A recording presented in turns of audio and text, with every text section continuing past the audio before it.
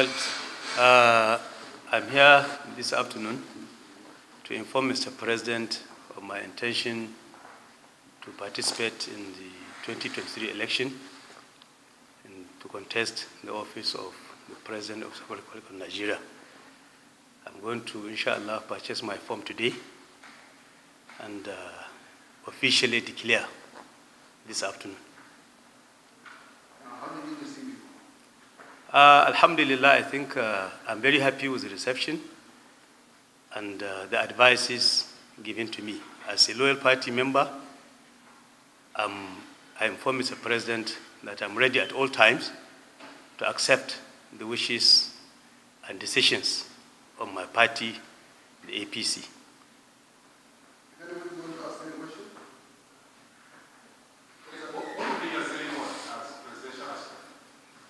I believe that having been the governor of Zamfara State for 8 years, and having served Nigeria in the Senate of the Republic of Nigeria for 12 years, I have been able to understand properly the problems of this country.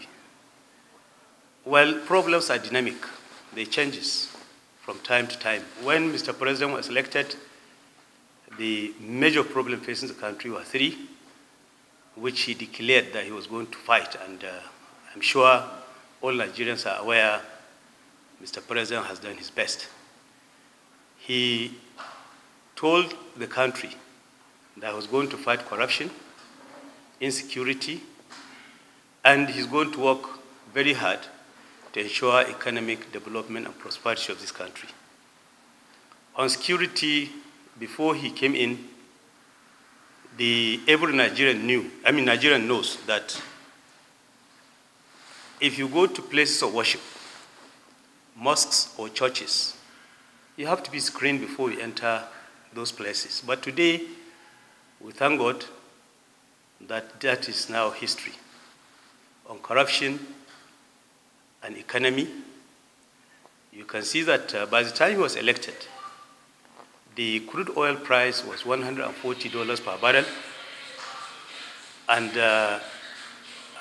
before he was elected, the crude oil prices was up to $140 per barrel. But as soon as he came in, because of the world economic problems and downturn, the crude oil price came down as low as $30 per barrel.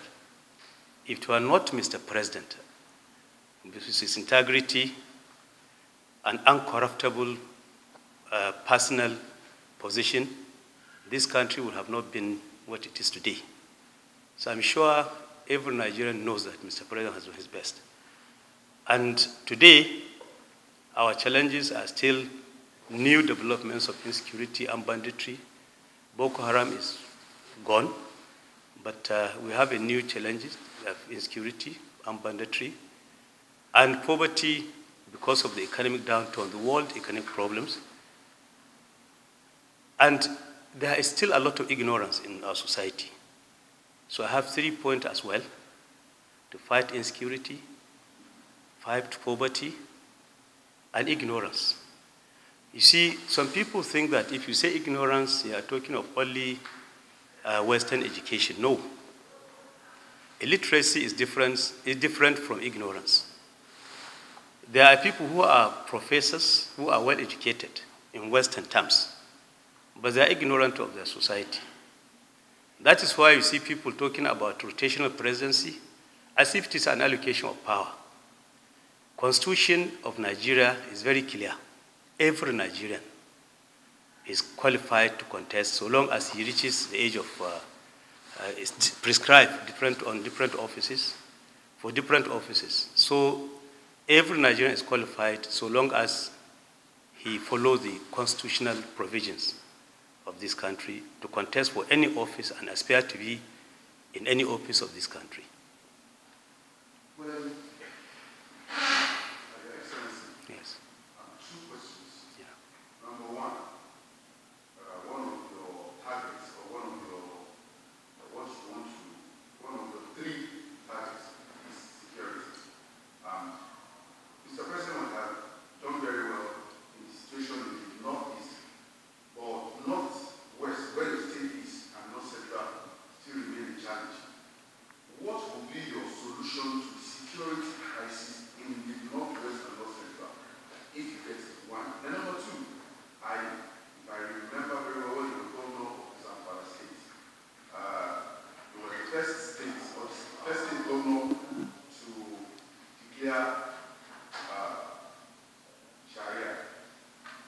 of security, you see, like I said, Mr. President has addressed the issue of Boko Haram, and the new problem of armed banditry in the northwest and northeast, as you said.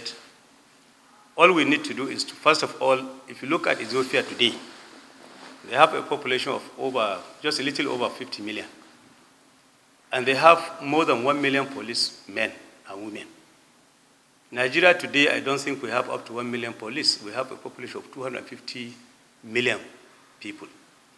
So I believe that what we need to do is to employ more police officers and military officers, empower them, give them adequate training and equipment. Mr. President has already started buying the aircrafts that are required for the Air Force and so on and so on. So we need to increase the number of police officers and the military officers, give them adequate training and equipment. And by the time you give them take care of their welfare, I'm sure this issue will be resolved. And on the issue of Sharia, you see, I'm a Muslim. And I say everywhere I go that I am a Muslim, and I want to die as a Muslim. And like I said, I'm going to fight the problem of ignorance.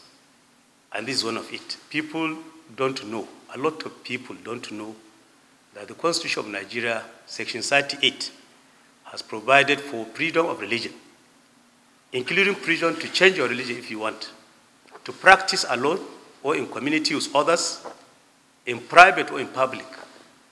So as a governor of the state, I followed the constitutional provision, prepared a law, sent it to state assembly, and they passed it into law. And I implemented what the Constitution of Nigeria has given me the powers to do. For president, and even in the first state, I have never required or asked or forced any Christian to follow Islamic faith, because I would have done an unconstitutional act. So if I'm elected, by the grace of God, I'm going to be elected under the Constitution, and I'm going to take an oath to protect and defend the Constitution of Nigeria. So I will never do anything unconstitutional. Your party is going to decide on the zoning formula. So when your party settles for a consensus cabinet, will you be willing to support any consensus cabinet? I said from the beginning that as a loyal party member, I've already assured Mr. President that I'm ready to abide by any decision of my party. I started this politics in 1998, and up to this moment, I have never changed any political party. I started with APP, which transformed into ANPP, and later, because of amalgamation of other parties, we became APC. So I remain in my party. As a loyal party member, I will remain in APC. I will never change my position, my party, so long as in politics. I don't think you mentioned anything that you want to do for the Nigerian youth. There are so many of them out there, and yearly universities churn out graduates. A lot of them, the aspirations, the yearnings and aspirations is quite different from what we want. What are your plans for the youth? And maybe you will use this to touch on the association way you want government to resolve. Well, you see, I have already set 3 cardinal objectives. One is poverty alleviation and ignorance. The youth are all embodied into this kind of situation, because today our educational system is nothing to write home about in most of the states. So I will ensure free and compulsory education up to secondary school level. And if you go to Western world, today you find that there is what they call student loans board. Every student after secondary education will have access to higher education, university or polytechnics or colleges of education, because he doesn't have to come from a rich home. He can go to any government institution that is directed or geared towards providing loans through the Student Loans Board to him so that he can pay for his tuition fees, he can pay for his maintenance allowances and so on. So I'm going to have that board created, inshallah, so that every child of Nigerian society can go to university and become a doctor, engineer. And by the time you also graduated, the poverty alleviation programs that I will come up with, if you are an agriculturalist, you will have access to loans through Bank of Agriculture. If you want to go for commercial investment, you can go to Bank of Commerce and Industry to acquire necessary loans so that you can establish yourself. The kind of education we are going to target is going to be so efficient and effective to the extent that a student will not just come out with a certificate looking for employment. You are ready with your feasibility study, robust feasibility plan, and acquire a loan, and then establish yourself and also employ others. So on the education sector, I'm sure before the election time, this negotiation and discussion with ASU would have been concluded. The government is doing well, and the Federal Ministry of Education is already engaging them, and I've been following, and I think before the end of this year, you will have seen the outcome. I don't see that possibility of taking this strike up to election time. The law is going to ask second to last question. My friend is going to ask the last question. Captain Leon. My own local politics. Yeah. Recently, we heard that your successor in office, another strong party chief, Marafa. has left the APC. I'm just wondering if you lose these key members of the APC in the state, what impact do you expect that you have played in the politics of 2023? Maybe you have to look back. Check the history of the pro-politics. I was elected in 1999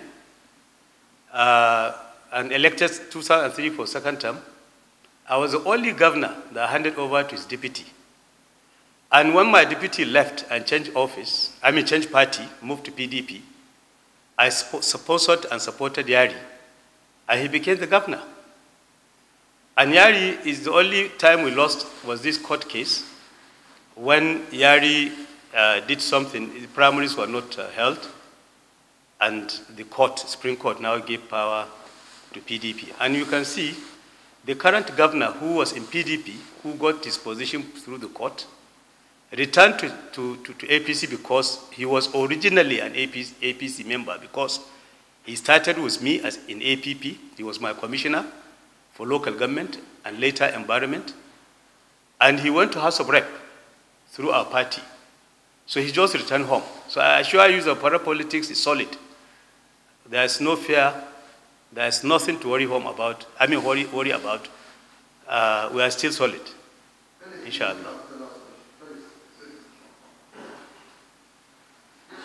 You agree with me that security issue is one of those problematic problems this country is facing. How do you intend?